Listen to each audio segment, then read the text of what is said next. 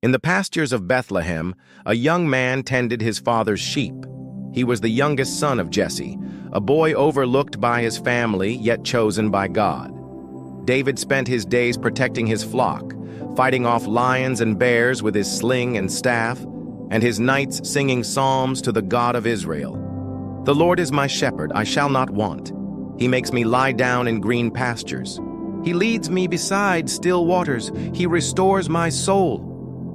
One day, the prophet Samuel arrived in Bethlehem. God had rejected Saul as king and sent Samuel to anoint Israel's next leader.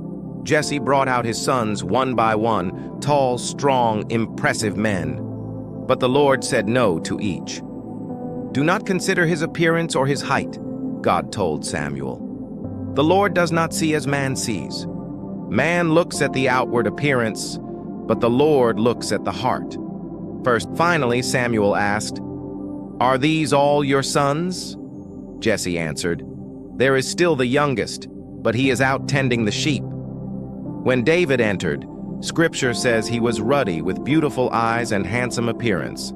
And the Lord said, "Arise, anoint him, for this is the one."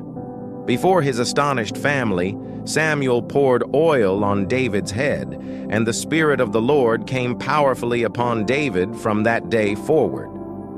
But David didn't take a throne. He returned to the fields. The king God had chosen went back to tending sheep, proof that God often prepares his leaders in obscurity. Soon, David's skill with the harp brought him into King Saul's court. Whenever Saul was tormented by an evil spirit, David would play, and relief would come to Saul. He would feel better, and the evil spirit would leave him. The shepherd boy anointed as king now served in the palace, waiting on God's timing. War soon came. The Philistine army gathered for battle, and from their ranks stepped a giant named Goliath, over 9 feet tall, armed like no man Israel had ever faced. For 40 days he mocked God's people. "Choose a man to fight me. If he kills me, we will be your servants. But if I kill him, you will serve us." No one dared to fight him. Even King Saul trembled. But David, sent by his father to deliver food to his brothers, heard the giant's insults and was outraged. "Who is this uncircumcised Philistine that he should defy the armies of the living God?" While soldiers cowered, David's faith burned. He refused Saul's armor, declaring, "The Lord who delivered me from the paw of the lion and from the paw of the bear will deliver me from this Philistine." With only his sling and 5 smooth stones, David ran toward Goliath, shouting, "You come against me with sword and spear and javelin, but I come against you in the name of the Lord Almighty, the God of the armies of Israel, whom you have defied." The stone flew. The giant fell, and Israel's enemies fled. That day God used a shepherd to bring down a warrior, and the boy who trusted God became a hero in all Israel. David's victory brought him into Saul's army, but it also made him a target. Saul's jealousy burned, and David became a fugitive, running through caves and wilderness. He cried out in the Psalms, "How long, Lord? Will you forget me forever? How long must I wrestle with my thoughts and day after day have sorrow in my heart?" But even in the wilderness, David refused to harm Saul, saying, "I will not lay my hand on the Lord's anointed."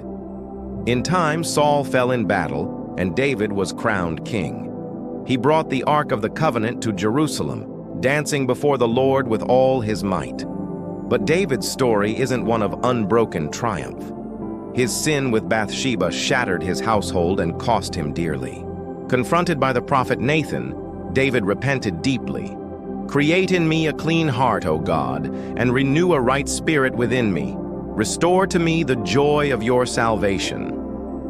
David's life was a tapestry of victories and failures, yet through it all, his heart remained after God. This shepherd, warrior, and king was called a man after God's own heart.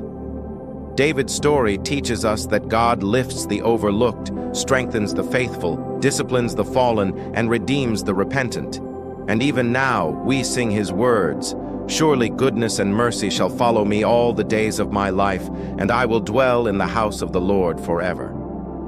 Like and subscribe for more Bible stories and prayers, and may Yahweh bless you.